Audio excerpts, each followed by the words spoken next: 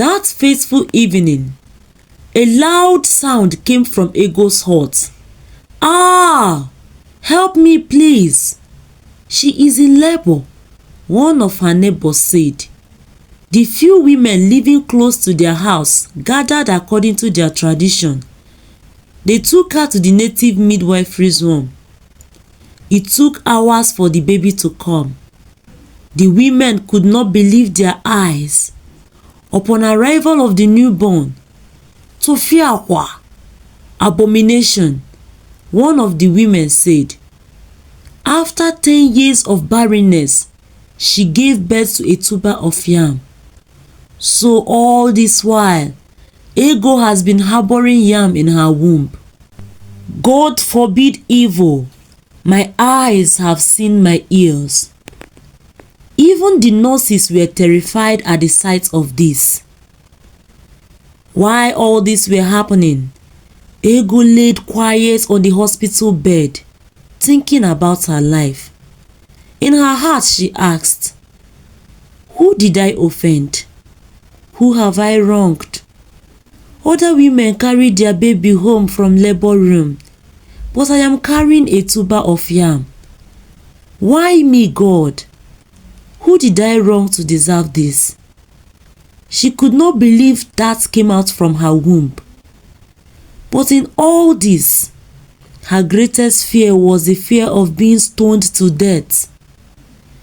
As is known in their tradition, any human that gave birth to a non-human must be killed, because in their tradition, such a person is said to be possessed or cursed by the gods. Ego was the first wife to Mugo. They have been married for 10 years without any child. During the 8th year of their marriage, Ego persuaded her husband to take a second wife who can bear him children. Mugo was the only son of his father. Not only that he was wealthy and famous, he loved and respected his wife so well. Because of the love he had for his wife, he initially kicked against her request to take a second wife. But because he was the only one left in their family, if he dies without a child, his father's lineage would close, as the say goes in Igbo land, that a man without a child has nothing to be remembered for in the future. To avoid this, and after too many persuasions from his wife, Mugo took a second wife. He married Ngoli, a helpless orphan who has been living in hardship for years. Ego thought the best way she can help Ngoli, her friend, was by letting her be her co-wife, with the expectations that she would respect her, being that she has always been good to her for years.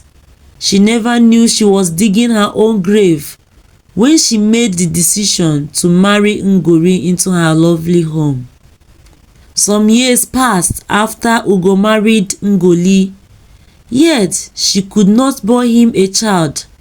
Rather, Ego became pregnant. When Ego noticed that God has finally blessed her with pregnancy, she was so happy. Out of happiness, she told Ngoli, her co-wife, the good news. Ngoli pretended to be happy and celebrated with her. But when Ego left, she bit her finger and said, "This can't happen. If she has this child, I will be of no use to this family, because the purpose to which I was married into this family, I have failed to achieve. If this child is born, every of Ugo's inheritance will be given to him or her. I won't let that happen. I must be the one to give my husband a child. I must do something." Ngoli, with the help of Njakara, the wicked deity, transformed the child in Ego's womb into a tuber of yam, which resulted in the tragedy that Ego currently faced. The news of Ego's unfortunate delivery spread like a wave all over the town. People began to gossip. Elders began to gather, seeking for the solution to the evil that had happened. This is an abomination, a sacrilege, and something must be done as quickly as possible to revert it. A human cannot give birth to a non-human. This must be a curse, and she must be killed according to the tradition, before one day she will give birth to a python that will destroy the whole village. One of the elders lamented. Some of the elders present nodded in agreement to what the first elder said. Some of the elders said her husband was not responsible for her pregnancy. How can you explain the fact that he could not impregnate any of his wife for 13 years, and out of nowhere, Ego became pregnant? Some said she got the pregnancy from Ezeji, the king of Yam. Some said she is an half-caste, a half Yam and half woman. For that, she must be stoned to death. Ngoli heard the plans of the elders and took it as an opportunity to get rid of Ego and become the only wife to Ugo.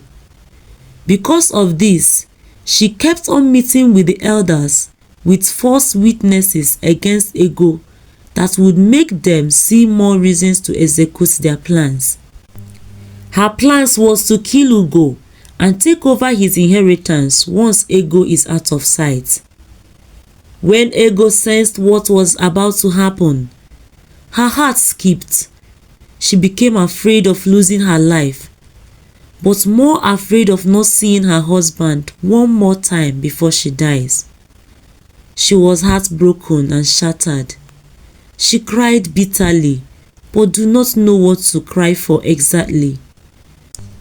Is it for the pain of the pregnancy stress she passed through for 9 months, or the pain of labor, or the worst pain of giving birth to a yam, or the pain of being betrayed by the people she loved so much and had helped in many ways? Among all this, the thing that pained her the most was that she won't be able to see her husband again. Even if they would kill me, can't they please allow me see my husband one more time? Let me tell him all that had happened myself, she whispered in pain. Ugo has been on a business trip for over 3 months and no one knows when he would return. While all this was happening, she was still at the midwifery's home. When the midwife heard the plot against Ego, she thought of sending her away from her house to avoid the villagers destroying her home once they come looking for her. Ego, you have to leave my home now. You know how these things are done. Once these people start looking for you and find you here, they will destroy my home, and you know I have no other place to stay, and I had nothing else apart from this house left for me by my late husband. You need to go back to your husband's home.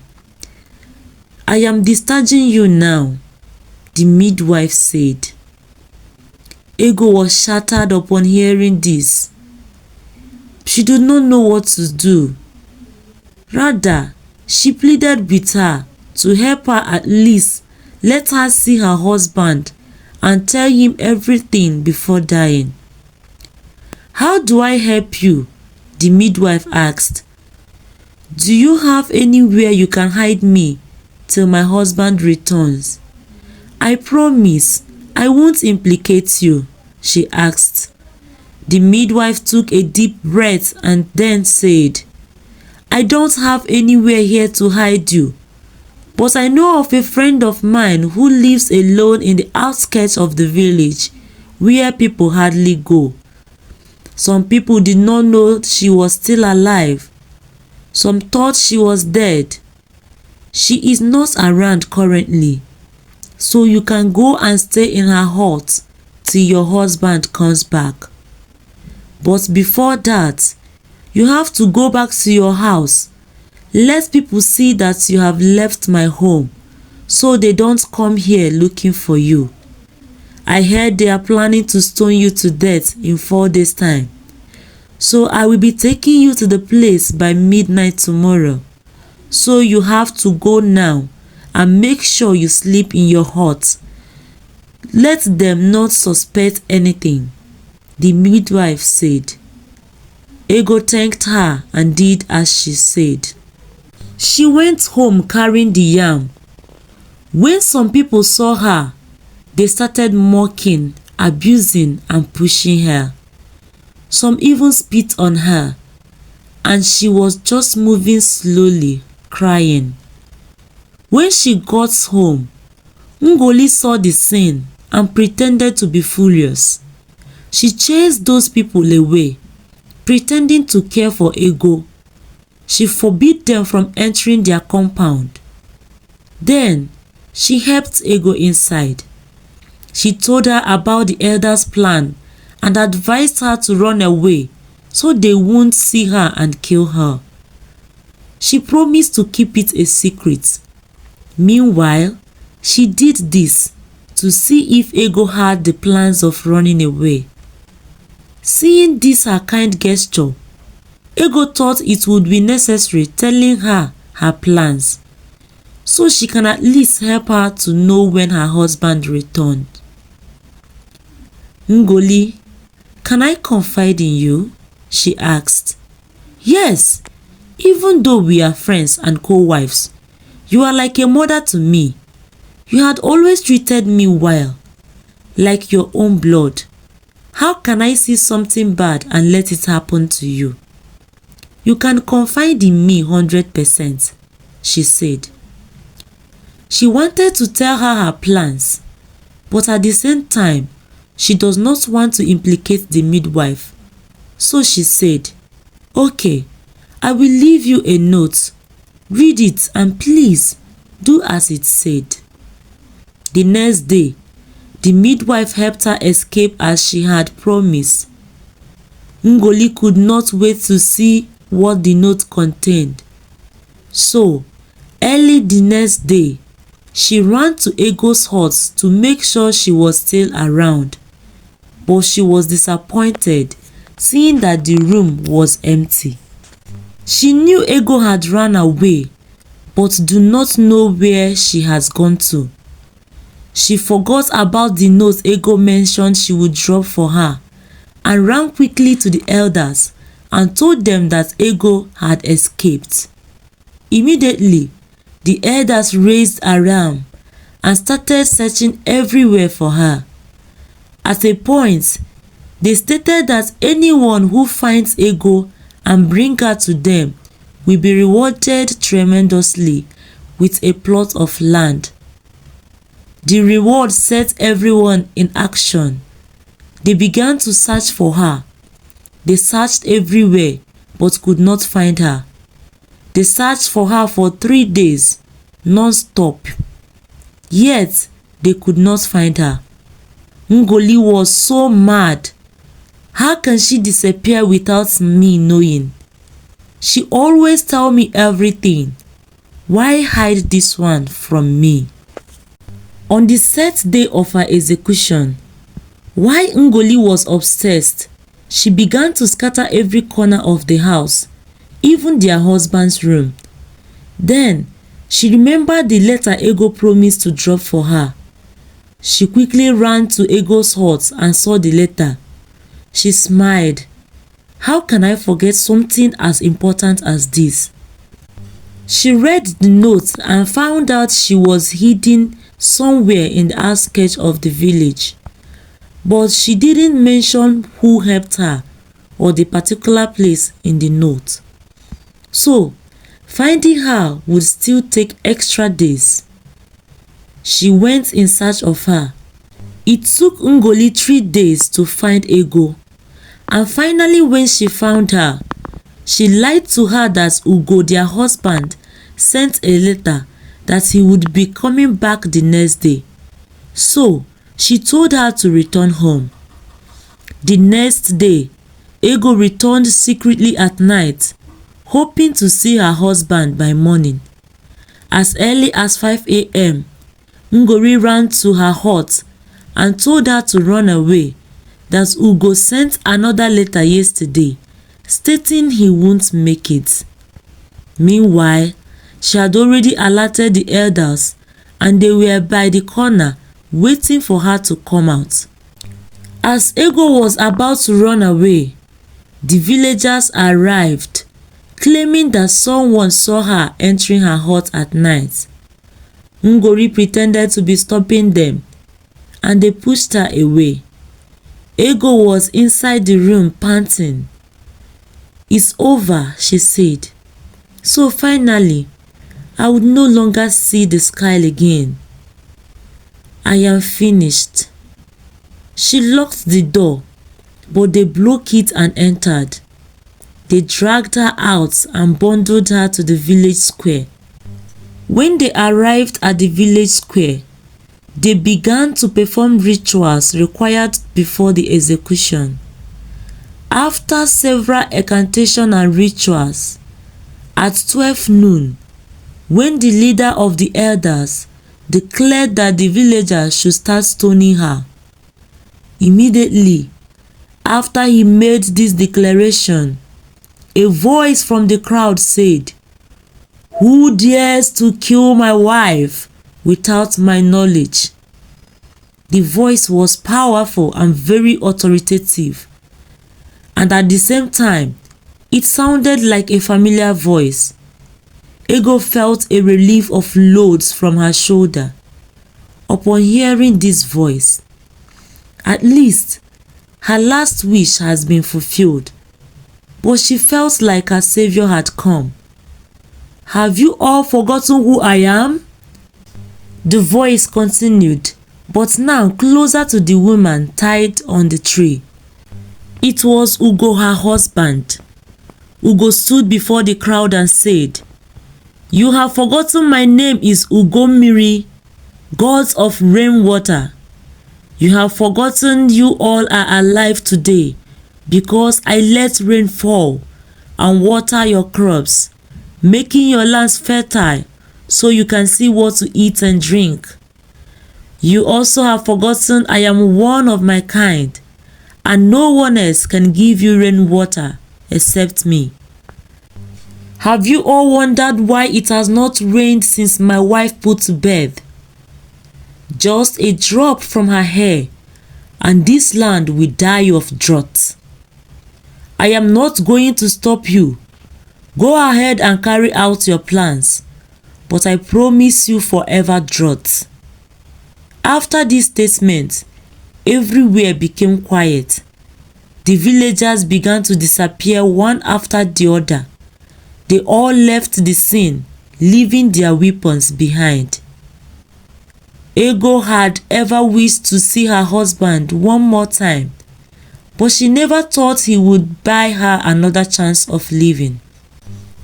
The villagers, knowing that they have wronged Ugomiri and he would punish them severely, began to send apologies to Ego.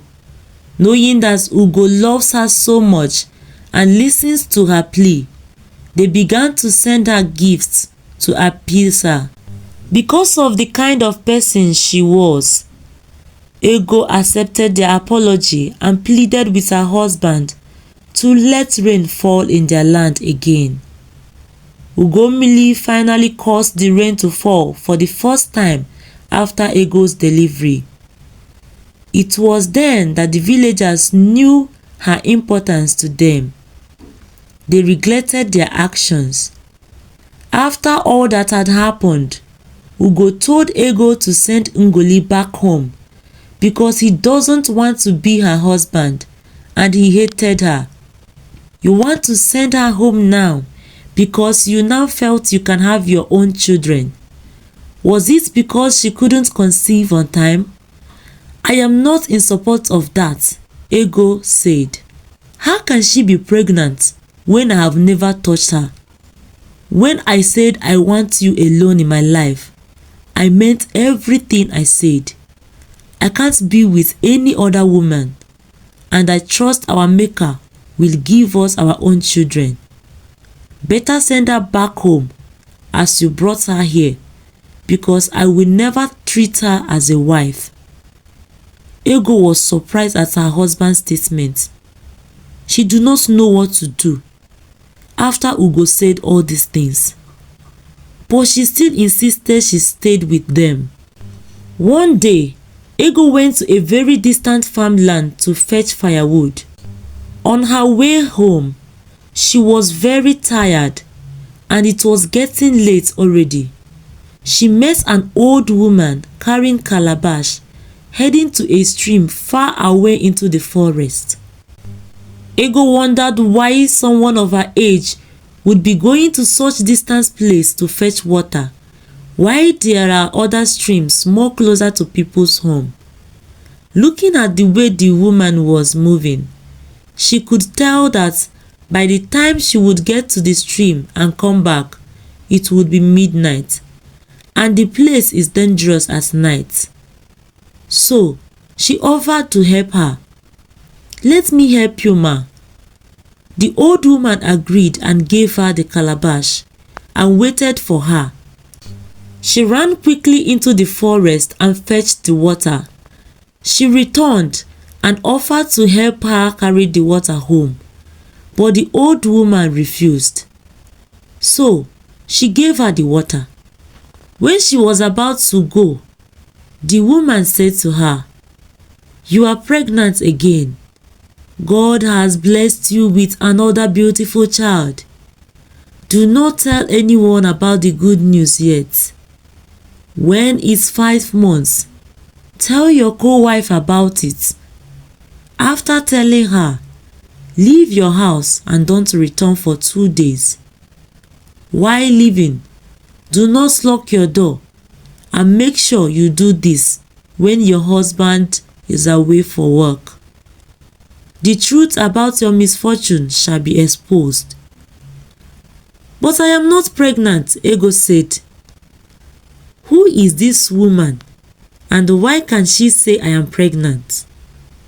Ego could not wrap her head around the message she just got, but she began to head home immediately because it's getting late already. After moving for a short distance, she turned to confirm the old woman is still with her, but she saw no one. She suspected she must be a spiritual being, so she decided to take her words seriously. She went home and ran some tests and found out that she was indeed pregnant.